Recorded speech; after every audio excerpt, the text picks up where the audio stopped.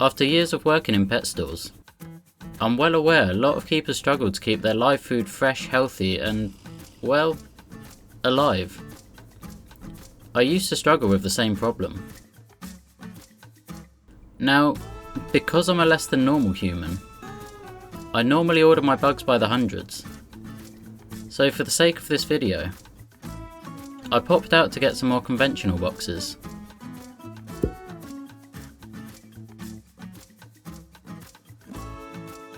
These do alright on the shelf, but if you're taking them home and wanting them to last a few days or weeks, they'll need something a bit different. Cricket keepers tend to do the job, depending on the size and quantity of bugs. As far as substrate comes, keep them on or similar to what they came in. If they came in bran, you can switch to bug grub. They can eat it, but it won't cover their needs. If they're on soil, keep them on soil or coconut husk. There's no set formula for all bugs. They each have their own needs. Just use a thin layer of substrate. It helps absorb moisture and reduce mold growth. Just make sure to keep it fresh and avoid it getting wet. With crickets, it's generally easier to just empty them in and then pick out the dead ones.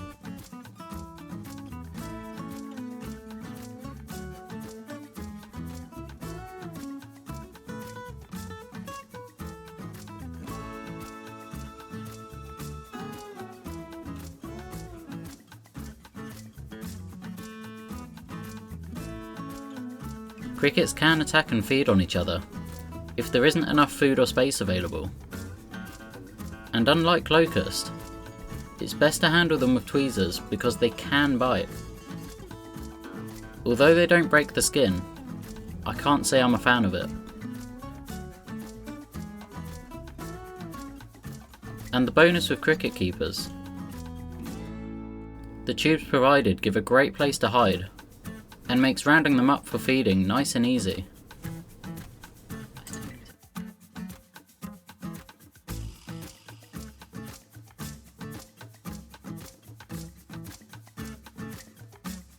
These guys do best on things like red pepper, carrot and tomato. These all contain enough moisture to hydrate the crickets. Just be sure to remove any uneaten food to avoid it rotting.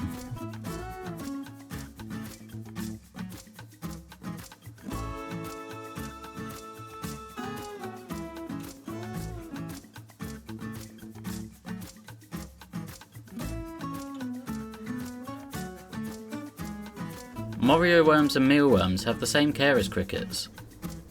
Just give them a deeper layer of substrate. And bear in mind, if they aren't used fast enough, they'll turn into beetles.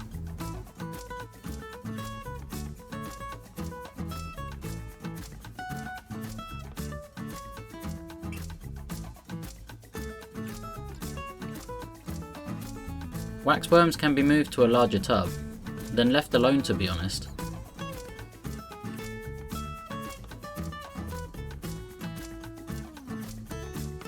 They'll eventually turn into moths, but I've never fed mine. They do well on the bran.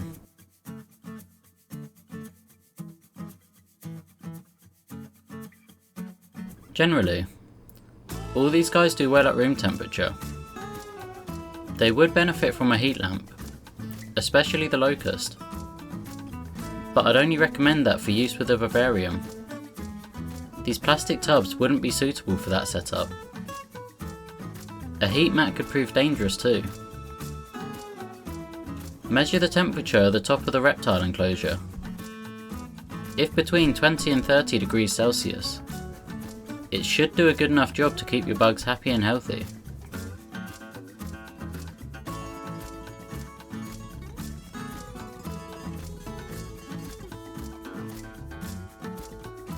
Locusts are larger than the others, so generally need more space.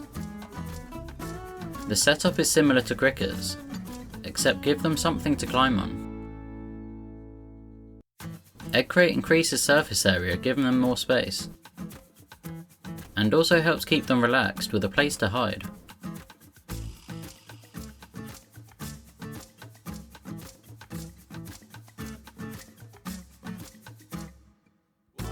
Humidity will wipe out a tub of locust in no time. The design of the keeper helps good airflow, helping reduce humidity for this desert-dwelling species. Locusts do best consuming crunchy leaves. Soft leaves like lettuce are no good. I've had best results feeding spinach, kale and other crunchy leaves. And always wash the leaves to remove pesticides, contaminants, and help hydrate the locust.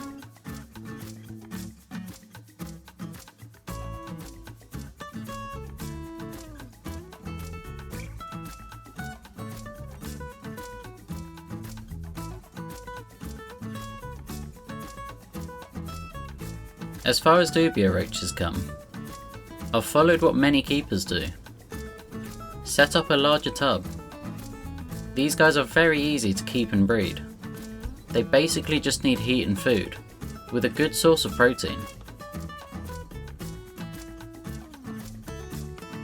It's proving really interesting to watch their behaviour, and I've noticed their response to food grow faster and faster every time. I think they've grown more confident around me, willing to come out in the open now, even when the lid's off. Cheaper to breed than to buy. It saves money but also uses less plastic. I'm hoping to do this with locust as well in the future, once I have enough space.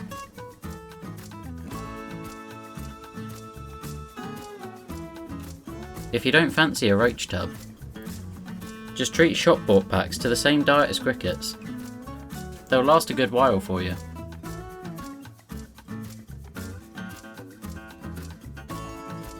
There's lots of reasons to do these small things for your bugs. On one hand,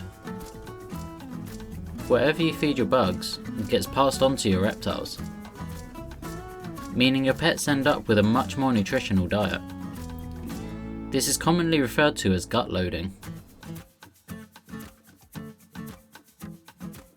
Feeding carrots, kale and red pepper will provide a great source of vitamin C,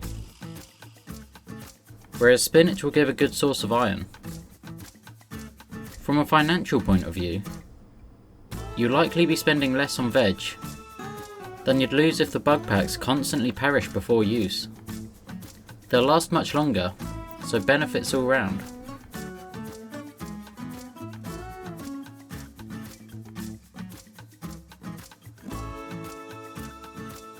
Although they're ultimately here to provide our animals with nutrition, they're animals themselves at the end of the day, and deserve respect with clean enclosures and the chance to not starve to death. You may actually be surprised about how your opinion may change. I've come to think of locusts as quite appealing little creatures with their bright colours, and my roach colony has really grown on me. They almost act as a family unit. But whatever your reason, nutrition for your reptiles, save money by making packs last longer, or even attempting to reduce your use of single-use plastic, feeding your live food a proper diet and giving them the right environment is certainly worth the effort in the long run.